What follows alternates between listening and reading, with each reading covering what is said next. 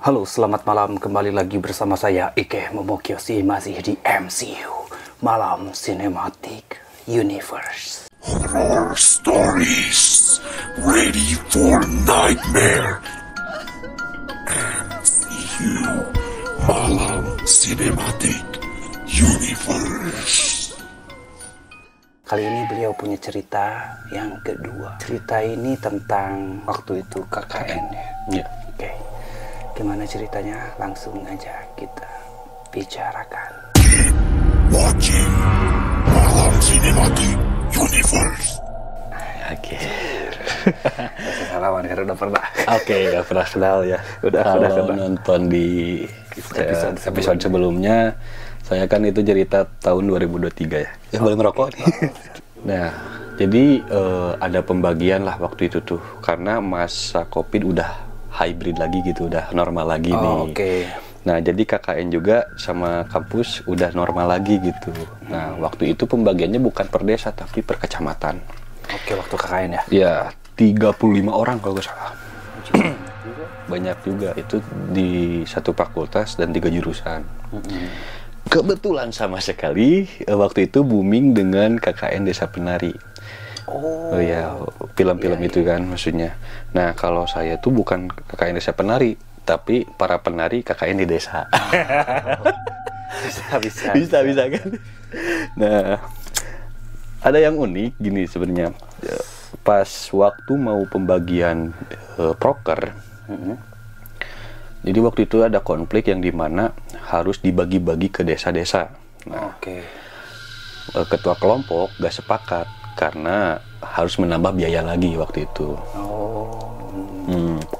Uang dari mana gitu kan pastinya. Ya udahlah, kita sepakat karena waktu itu tugasnya apa yang harus diambil, apa yang harus diteliti, dan apa yang harus dikasih gitu kan. Tujuannya itu. Nah, kebetulan waktu itu tuh kalau setiap KKN pasti dari bulan Agustus ya, kalau Juli pasti bulan Agustus gitu, event-eventnya puncaknya. Karena deket ke 17-an. 17-an. Nah, pada saat itu ditugaskanlah waktu KKN pas udah ada penempatan nih. Nah, ada desa yang harus diteliti dan dibantu. Waktu itu tuh adalah salah satu desanya gitu. Ya, nggak usah disebutin lah ya. Nggak usah disebutin. Nah, dikirim 10 orang. Oke, dari 35 orang ini. 35 orang ini dikirim 10 orang untuk membantu desa yang membutuhkan waktu itu. Nah, kita maksudnya ulik gitu, perancangan kayak gimana. Nah, ide-ide kreatif masyarakat tuh kan beda-beda ya maksudnya. Nah, karena basic saya ini adalah kesenian, seninya juga seni pertunjukan. Nah, itu ada yang unik. Apa tuh? Dari masyarakatnya itu. Dia kalau sebelum memulai aktivitas itu selalu ada ritual yang dimana harus izin dulu sama leluhur-leluhurnya. Nah, yang uniknya itu dia menggunakan metode khas kesundaan yang disebut sasajen lah ya. Tapi membacakan sholawat gitu. Itu yang pertama. Nah, yang kalau nggak salah 3 hari. 3 hari itu saya ditempatin di salah satu tokoh ya. Tokoh. Tapi tokoh ini berlatar belakang yang dimana masyarakat ada yang ngomong bahwasannya itu tuh adalah paranormal alias dukun. Kayak orang pinter kita anggapnya ya. Ya, orang pinter lah ya. Dukun mah bisi disangka gimana gitu. Dan gini ya, FYI aja. For your information, desa itu tuh orang lebih percaya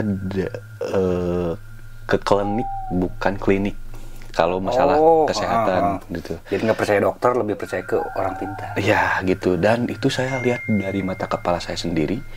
Rumah-rumah ustadz itu atau yang tabib atau apa tuh lebih ramai daripada klinik gitu untuk pengobatan. Sampai antrinya itu kalau nggak salah parkirnya tuh sampai harus ke ruangan orang gitu. Wah, udah kayak mie yang pedas nomor 1 itu lah. Ya kayak gitulah maksudnya. Dan tapi itu tuh lagi isu-isu kalau nggak salah Gus Samsudin sama itulah pesulap merah. Benar. Tapi ini masih percaya. Padahal udah booming ya. Udah booming ya, maksudnya masalah kayak gitu tuh cuman tipuan mata atau apa gitu. Nah, sepintas anak-anak itu berasumsi, iya mah apa tuh, gitulah maksudnya, menganggap sepele atau apalah. Kita tata krama tetap dijaga karena menjaga nama baik waktu itu, nama baik kampus, baik institusi lah ya. tapi rasa penasaran pasti ada dong, bener gak sih? dong. Nah ini nih penasaran tuh ketika kita nginap di salah satu tokoh yang dikatakan tadi orang pintar. Kebetulan di situ ada satu pasien. Oke. Ya. Pasien. Satu pasien yang dimana pengobatannya itu harus memerlukan waktu seminggu katanya. Lama juga ya. Lama juga. Bukan lama sih, lebih ke aneh. Udah mas seminggu ditempatin satu orang dan tidak ada pendamping. Biasanya kan kalau dirawat pasti ada pendampingnya kan. Ini nggak ada. Dan aneh juga kenapa bisa sampai 1 minggu, mending kalau misalnya diinfus kayak gitu-gitu. Nah, ini kan. iya, saya juga kan nanya tuh ke si istrinya, pasien ini itu sakit apa?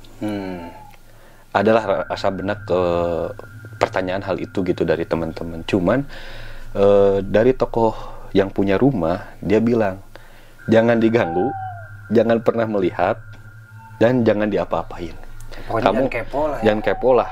Kamu cukup di ruangan atas, kamu untuk tidur. Nah untuk ke bawah, kamu cukup hanya mengetahui dapur mana dan kamar mandi mana. Oke. Nah ya udahlah, kita nggak banyak inilah, maksudnya kita fokusnya ke event di desanya KN gitu. ya. Ya, karena kita tugasnya ke sana. Nah pas malam pertama nih, ada nih kita ceweknya sebut aja Aci lah ya. Oke. Ya Aci. Nah si Aci ini tuh kebelet pipis. Malam, tengah malam. Ya udahlah, dia kebelet pipis, masuk ke kamar mandi di bawah gitu. Pas keluar itu kan kawan-kawan udah pada tidur nih. Nah cuman tidurnya tuh memang satu kamar, cuman dipisahin. Yang cewek di ranjang, di ranjang tuh ada 2 tingkat nih. Cowoknya di bawah semua. Kita nggak ada ngelakuin hal apa-apa negatif ya ini mah, nggak ada gitu. Cuman kita memang disediainnya satu kamar dan itu luas banget kalau nggak salah, luas banget kamarnya. Nah sendiri dia tuh ngerasa ada yang ngikutin Si Aci ini tuh. si Aci ini tuh pas ke air tuh dari awal pertama. Pas keluar lihat saya, katanya. Kata si Aci ini. Si Aci itu, saya nggak tahu dah karena saya udah tidur. Nah nanya lah, yang jadi saya tuh nanya gitu, Gema ngapain? Aci antar yuk, ngajak keluar. Si? Oh. Yang jadi Gema. Oke. Antar yuk. Kemana? Keluar? Ngapain?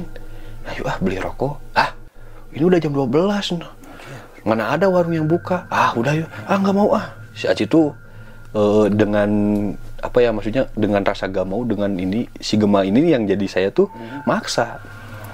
Ya udahlah, dia langsung tidur, masa bodoh gitu. Pas perjalanan tidur, jadi kan posisinya di cewek tuh di ranjang nih. Otomatis ngelewatin dong, pasti lihat ini siapa yang tidur. Tidur yang di bawah cowok-cowok. Nah kebetulan lihat saya yang tidur deket itu Risbang. Ini masih Gema. Yang tadi siapa? Terus dia bangunin. Gema. Bangun lah saya. Lilir kan. Naon. Gimana? Bahasa ini. Ini kamu kan? Naon saya terganggu sehari gitu. Udah. Tidur lah. Udah. Itu yang malam pertama. Oke. Lanjut pas hari ya kedua biasa ya gitu, lancar, evaluasi gitu. Nah ada tuh JR kayak gitulah, JR mau pawai. Oke. Ya pas JR mau pawai biasa kan ya ada ritual-ritual kayak gitu. Nah uniknya dia tuh gamelan ya. Alat musik tradisional Sunda yang dimana sebelum dipainin itu harus ada apa ya, ritual lagi, tapi ini mah ritualnya beda. Sajen juga. Bukan sajen, tapi ada kotak. Bukan kotak, kendi, tahu kan? Kendi tanah liat. Nah, itu tuh harus disimpan di pinggir dan di depan, kalau salah. Di pinggir depan gitu. Pinggir gamelan itu.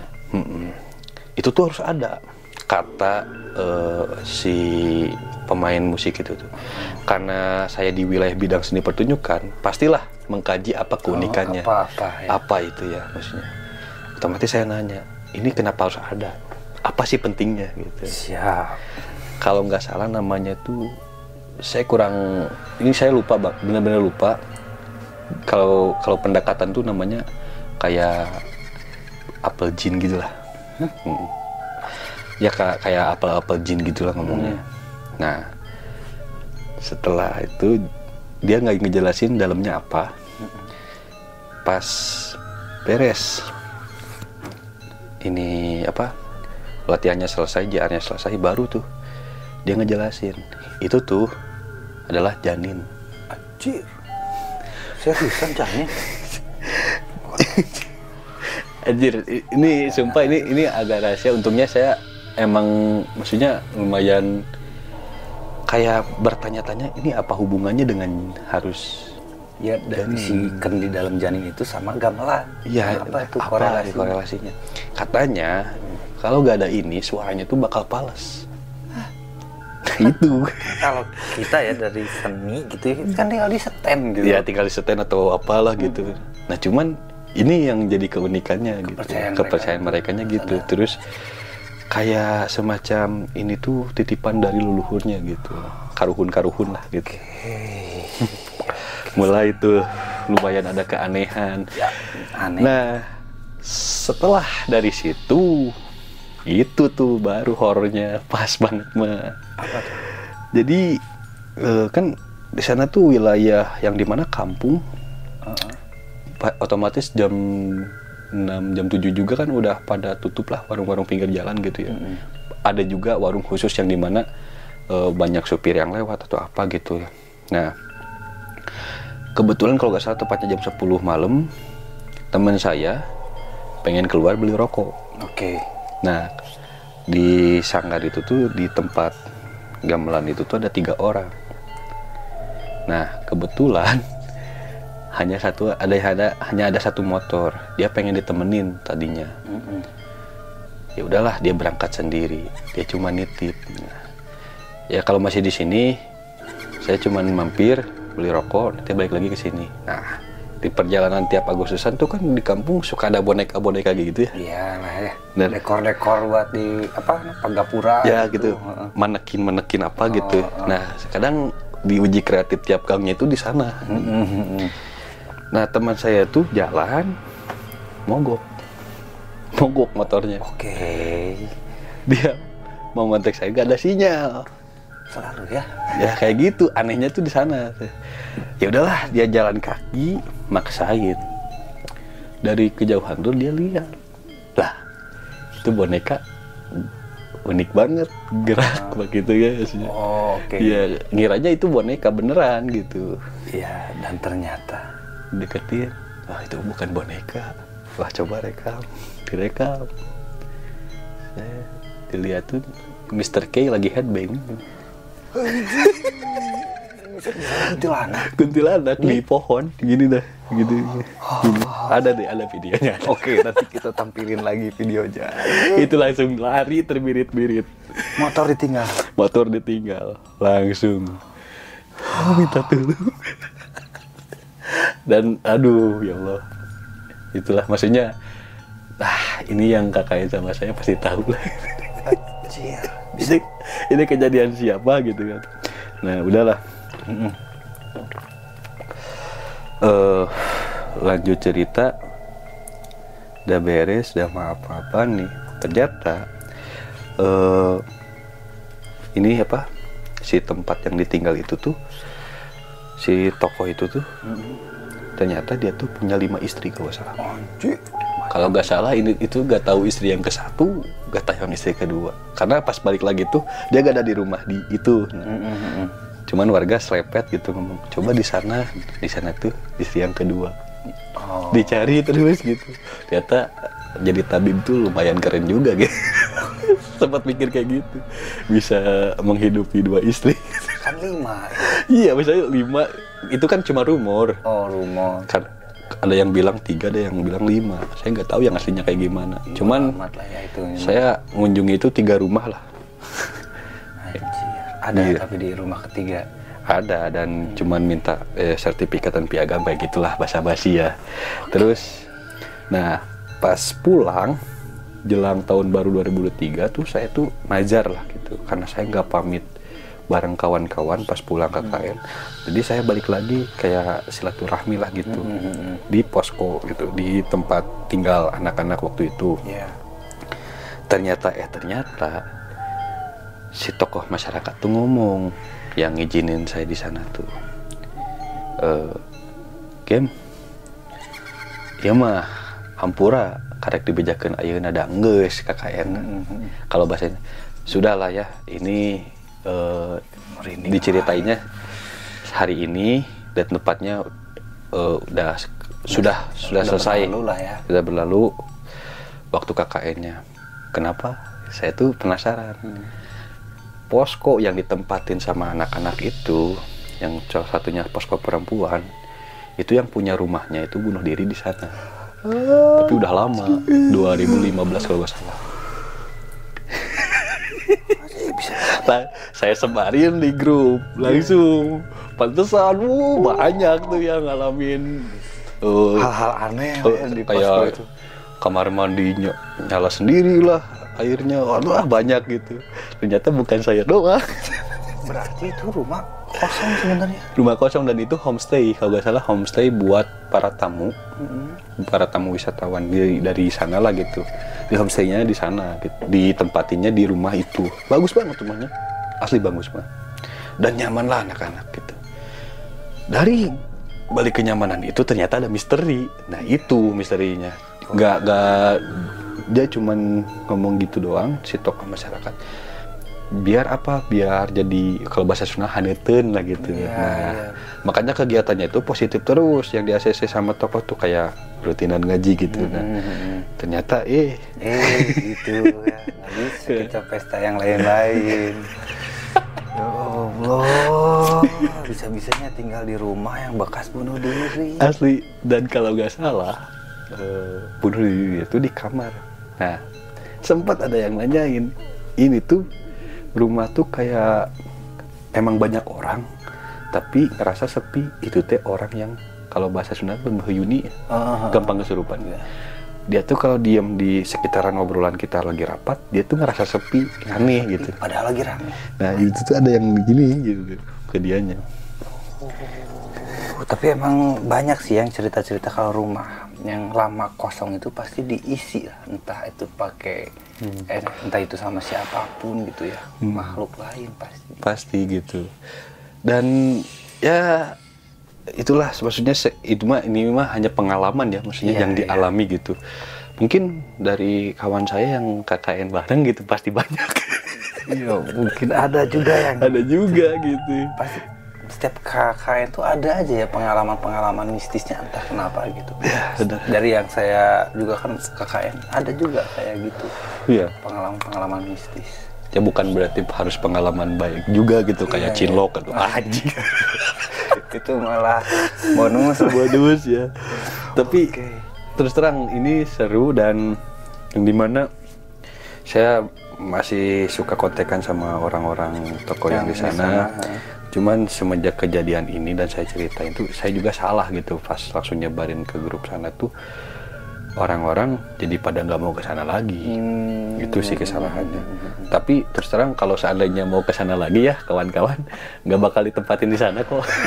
Kita cari tempat lain. Cari tempat lain. Mungkin bukan bunuh diri tapi dibunuh. Tempatnya. Asli. Dan itu sih kayak kesalahan teknis pas revitalisasi tuh ujung acara gitu ya. Ada juga gangguan kayak sound sama lampu mendadak mati total. Terus ada yang ngomong tokohnya, ini udah izin dulu belum? Wah itu panas banget. Izinnya sama? Jadi si tokoh masyarakat ya sama hal yang gitu. Berarti emang di daerah itu tuh memang percaya banget sama hal-hal yang bau gaib mistis. Bukan lebih ke lebih dekat aja, lebih erat. Dia tuh kalau ngomongin hal mistis gini tuh kayak mainan. Contoh gini, saya kirim santet ya, atau kirim teluh ya gitu. Berseliweran tuh banaspati. Jadi kayak ya udah biasa. Misalkan dia sakit tapi nggak ada penyebabnya tuh kayak udah tau lah ini mah harus diobatinya ke sini gitu. Makanya banyak tabib gitu sih. Kayaknya kita kalau perang dunia ketiga jadi itu ya ada banyak tukang santet nih, aman kayaknya. Gak. Ya wallahu alam bisawab kalau saya mengatakan itu ada atau nyata. Tapi orang meyakini kayak gitu. Sebelum ke dokter kesana dulu. Kenapa sih harus kesana? Iya sih. Karena tergantung kepercayaan balik lagi ya. Kalau orang percayanya kesana ya mungkin kesana. Iya. Jadi balik lagi jadi sugesti nantinya. Saya mah ke dokter nggak sembuh, coba ke tabib, oh sembuh, berarti saya percaya ke tabib. Itu tergantung masing-masing lah ya. Ya gitu. benar-benar. Oke gitu ya, paling cerita kita pada malam hari ini lumayan seram. Bukan seram lagi, bukan lumayan lagi, tapi bener-bener seram ya.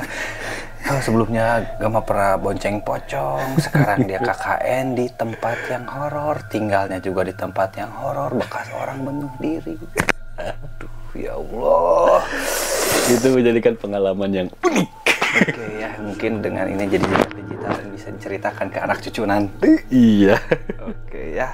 Kalau gitu kita sudahi dulu video kita kali ini. Jangan lupa like, subscribe, komen, juga di-share ya video ini. Saya Ike Momo Kiyoshi dan saya Gema Fadol. Oke, pamit undur diri. Salam MCU. Malam Sinematik Universe. Horror stories ready for nightmare.